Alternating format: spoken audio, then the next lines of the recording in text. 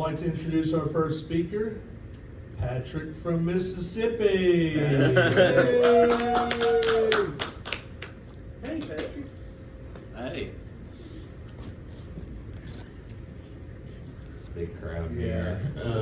My name's Patrick and I'm an addict. Hey, Patrick. Yeah. My clean date is 7/27/2021. Feels good to be in Memphis. Got all my people surrounding me. If anybody's listening to this later on, this is literally just my people in here. So, well, she's gonna be speaking. She's your people. She's my people, yeah. Mm-hmm. But my people. So Scott asked me to do this workshop probably about a month ago, and I guess he saw me do one before, so I guess I didn't bomb the first one I did on traditional one. But yeah, I was reading up on it and trying to do everything I could to study it.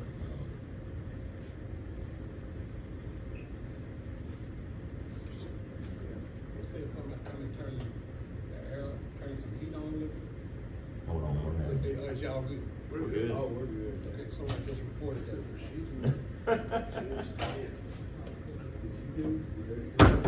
Sorry, we're having technical difficulties. But I'm going to talk about a little bit what it was like before I came in here. Before I came in here, when I made decisions, I really only made them to benefit myself in any way possible. Whether that be, if you even mention somebody else's feelings or, they might not mess with you after that, I'd be like, well, fuck them. You know what I mean? I never made decisions thinking about other people.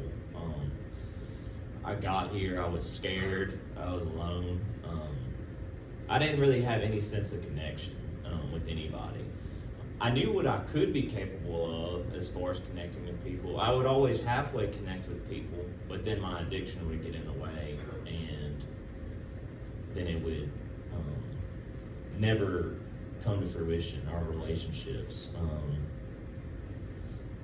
Evan, you can come on up here. Sorry. But none of my relationships would come to fruition. Whether that be friends, family, or anything like that, I was not able to honor any of that.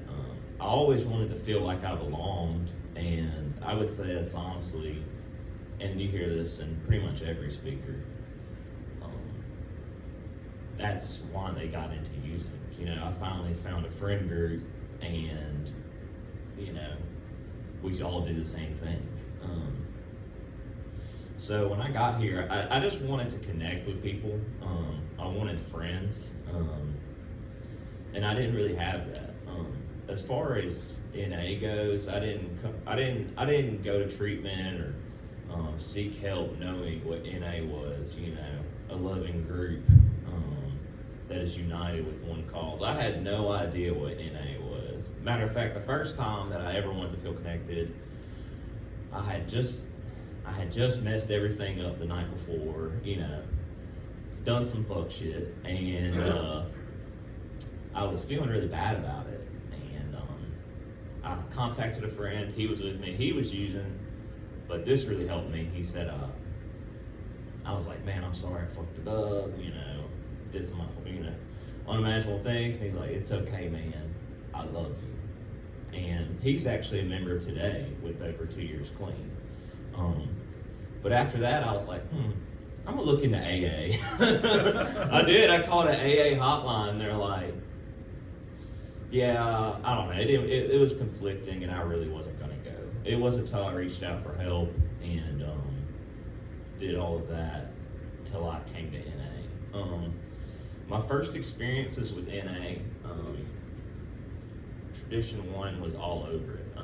I remember coming into a meeting. It was a really busy meeting in Nashville, and what I saw was people laughing at a table, and people had their kids in there, and I was like, first of all, my high's coming off because it was my first day in treatment, and I'm like, what the fuck is this? I'll never forget seeing that, and I could remember distinct members' faces of them laughing and cutting up. I'm like, man, they really hold some weight around here, and it was kind of confusing. I would say that my first connection with NA and the first time that I felt loved in NA by a member and felt united was after that first meeting I went to. A guy named Mike M. from Nashville gave me a hug, and he paused for a second, said, "That's heart to heart," and gave me his number. And I'm like, me? You give me your number? Because I was kind of a burden to be around for a while, and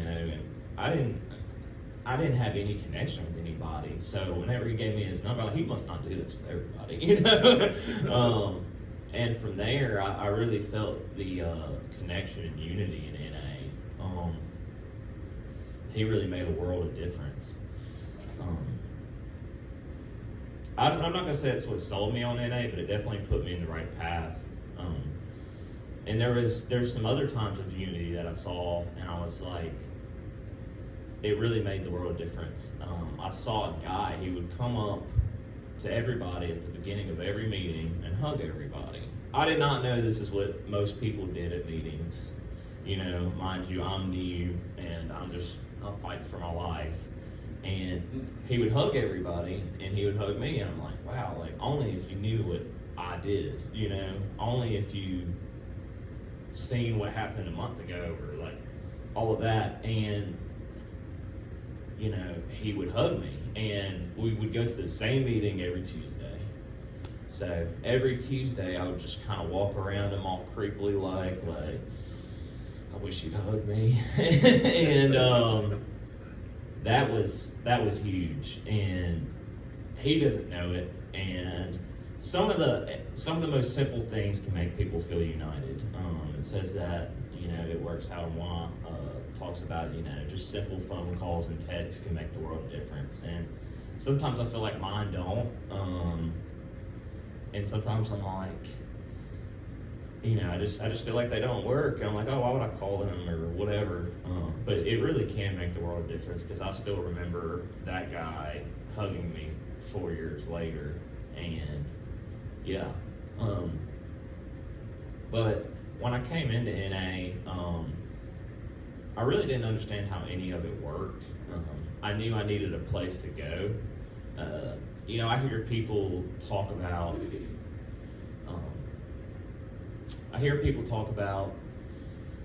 overthinking it. I guess I'm just too stupid, or I was too stupid at the time, or maybe I still am to overthink it. It was kind of cut and dry. I knew that I needed a place to meet, and I knew I needed to get a sponsor, and I knew there was some things I would have to do, and there were certain people I needed to hang out with, and that's what's worked for me. By the way, this workshop's on tradition 1. I haven't really talked about it that much, but it's in the theme, all right? So I needed a place to meet. There's a few connections, there's a few connections I needed to make.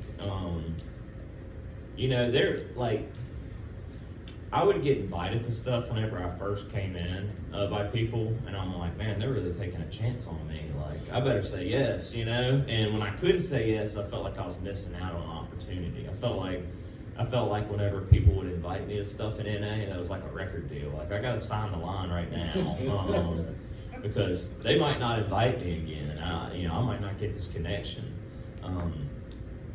But it wasn't until I started to take chances on going places with other addicts, or maybe just even inserting myself in certain things, like y'all are gonna have to eat, I'll go with y'all. They're like, we didn't ask.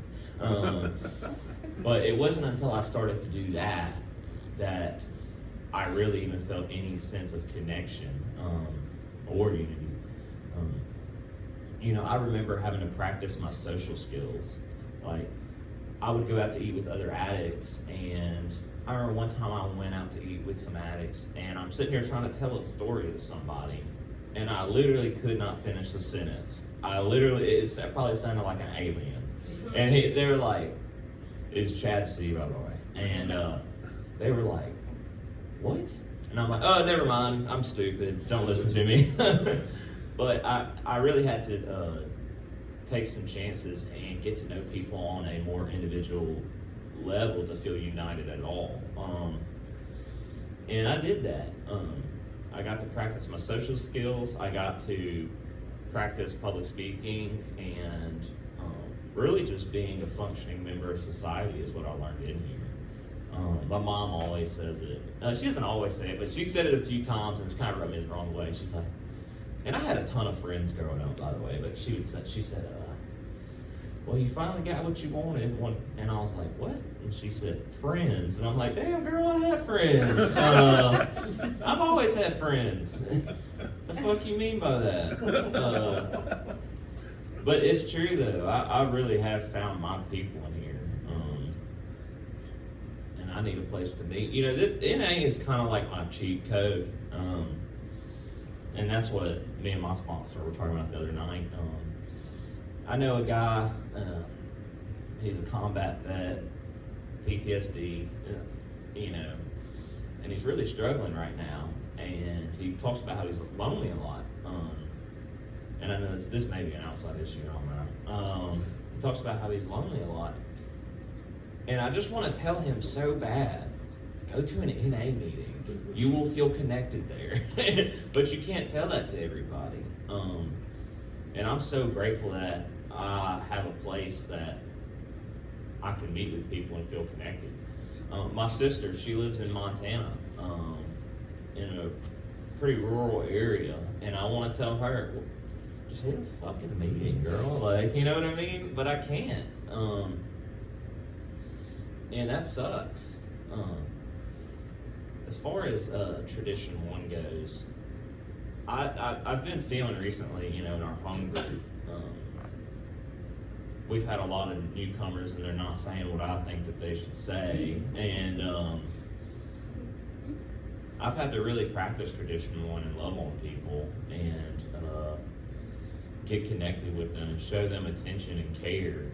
Because if I don't do that first, then I'm never going to sell them into maybe even taking a suggestion of getting a sponsor or working some steps.